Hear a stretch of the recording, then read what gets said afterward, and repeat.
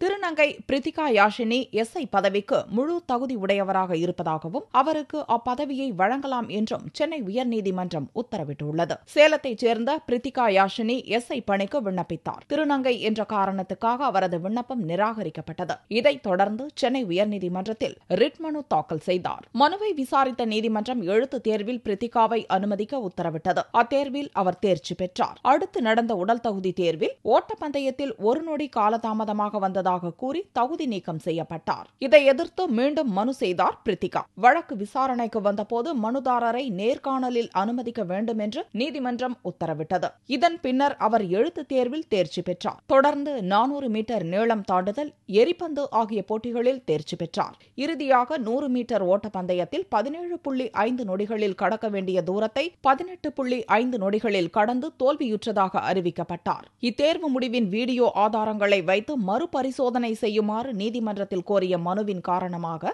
மனிதாபிமான அடிப்படையில் மீண்டும் நடத்தப்பட்ட 100 மீட்டர் ஓட்டத்தில் அவர் வெற்றி பெற்றார். இந்நிலையில் பிரித்திகா யாஷினி குறித்த வழக்கு வியாழனன்று விசாரணைக்கு வந்தது. வழக்கை விசாரித்த சென்னை உயர்நீதிமன்ற தலைமை நீதிபதி சஞ்சய் கிஷன் கவுல் மற்றும் நீதிபதி புஷ்பா சத்யநாராயணா, தமிழக போலீசில் பணியாற்ற திருநங்கை பிரித்திகா யாஷினி முழு தகுதி உடையவர், அவருக்கு எஸ்ஐ பணி வழங்க வேண்டும், அவர் அர்ப்பணிப்போடும் மற்ற திருநங்கைகளுக்கு உற்சாகம் அளிக்கும் வகையிலும் இருப்பார், எதிர்காலத்தில் 3ஆம் பாலினத்தவர் கலந்து கொள்ளும் வகையில் தேர்வு முறையை மேற்கொள்ள வேண்டும் என்று உத்தரவிட்டனர். உயர்நீதிமன்றத்தின் இந்த உத்தரவின்படி இந்தியாவில் எஸ்ஐ ஆக போகும் முதல் திருநங்கை பிரித்திகா யாஷினி ஆவார். இதற்கு முன் இந்திய அளவில் 2 திருநங்கைகள் கான்ஸ்டபிளாக பணியாற்றி வருகின்றனர் என்பது குறிப்பிடத்தக்கது.